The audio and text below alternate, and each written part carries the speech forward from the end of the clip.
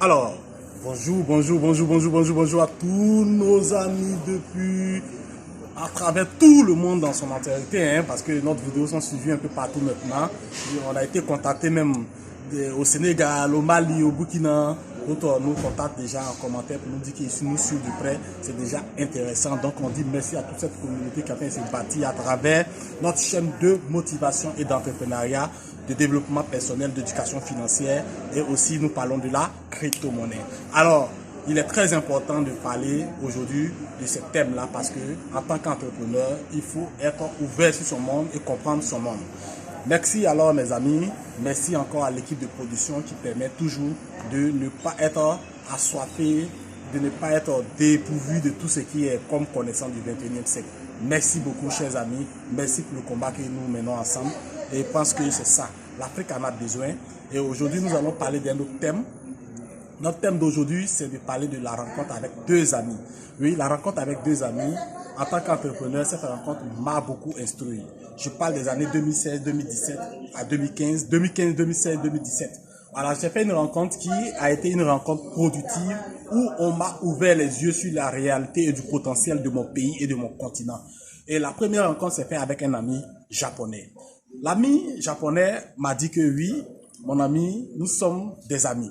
Mais comment cette rencontre a été effectuée? C'était un événement où moi j'étais en pleine rue, je circulais, et cet ami était à la recherche de quelqu'un pour le guider. Et il s'exprimait en anglais. Je suis pas aussi bon en anglais que ça, mais je me défends comme on le dit dans notre jargon chez nous ici.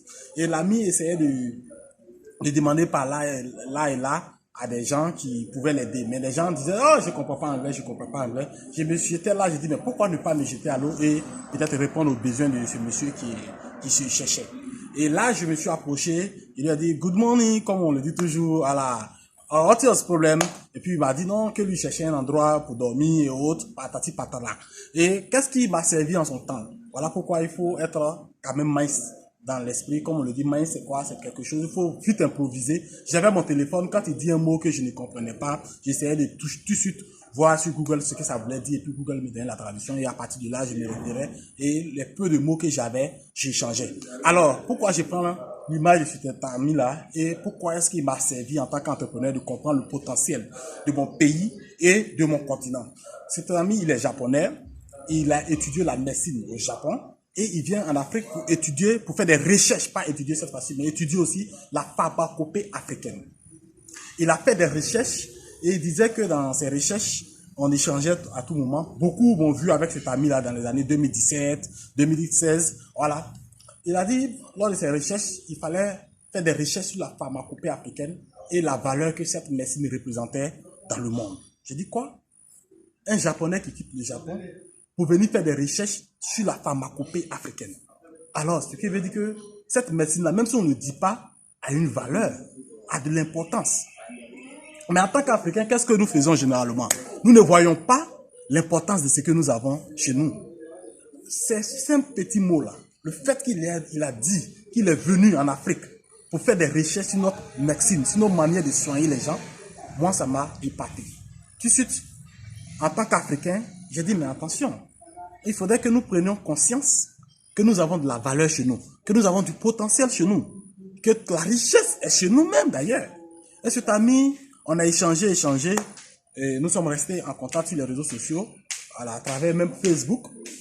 Et aujourd'hui, cet ami, il continue, il est dans sa médecine. Je salue ça, vous voyez. Et ça m'a ouvert les yeux en tant qu'entrepreneur. Le deuxième contact a été un ami chinois.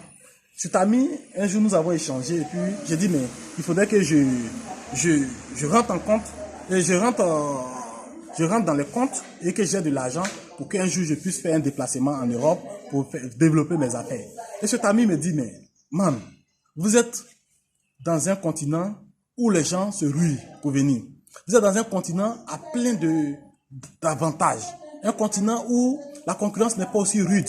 Un continent où nous-mêmes asiatiques, que ce soit indiens, chinois, on se développe pour venir. On se rassemble pour venir. Vous voyez aujourd'hui le nombre de Chinois qui sont chez vous. Vous voyez le nombre d'Indiens qui sont chez vous. Pourquoi? C'est parce que c'est le continent d'avenir. Et pourquoi aller investir tant d'argent en Europe? Pourquoi prendre cet argent pour te déplacer? réfléchis et développe quelque chose à partir de chez toi. Quand cet ami m'a dit ça, j'ai dit, mais c'est costaud, c'est grand, ce qu'il vient de dire. Mais c'est que l'Afrique, c'est un trésor. C'est comme de l'or aménagé pour les Africains. Mais ils ne savent pas qu'ils ont de l'or entre leurs pieds. Ils ont de l'or entre leurs mains. Mais si tu ne sais pas que tu as de l'or, comment tu vas l'utiliser? Et j'ai compris que l'Afrique, c'est un gros cadeau. Je dis merci à ces deux grandes rencontres-là qui m'ont permis de prendre conscience. Et j'ai tué ce rêve même, peut-être d'aller me chercher peut-être là-bas. C'est pas mauvais de le faire, mais pour aujourd'hui, en ce 21e siècle, l'Africain peut rester chez lui et puis développer. Et je prends le cas Côte d'Ivoire. Il m'a révélé, il dit, souvent même quand on vient, on n'a pas ces gros moyens-là. C'est à partir d'ici que nous développons. Et c'est possible pour nous aujourd'hui en tant qu'Africains d'entreprendre en Afrique, d'entreprendre là où nous sommes. Quand je prends le cas Côte d'Ivoire, la Côte d'Ivoire c'est du potentiel. La Côte d'Ivoire c'est des business qui sont versés, c'est des besoins qui sont là. C'est à nous de trouver des besoins massifs et de trouver des solutions.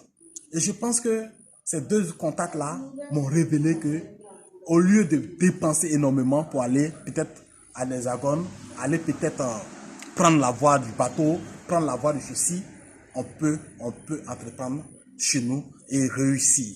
Il a dit que il y a 2 ans de cela, il y a 1 an même en avant les 2 ans, que son business ne démarrait pas. Mais quand il a commencé petit à petit, le business aujourd'hui à un niveau pas possible.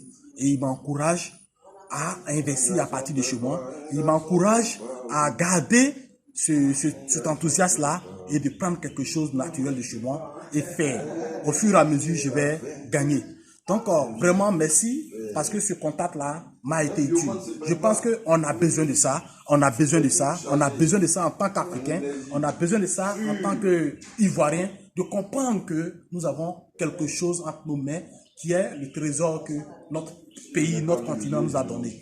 À nous de réfléchir, de trouver le besoin des gens et on va répondre aisément à ces besoins-là et nous allons faire succès dans tout ce que nous entreprenons. Merci parce que vous êtes abonnés à notre chaîne. Merci parce que vous nous faites confiance actuellement, parce que vous êtes abonnés et vous suivez, vous likez, vous commentez nos vidéos. Et c'est grâce à vous que nous avons le courage de faire d'autres vidéos.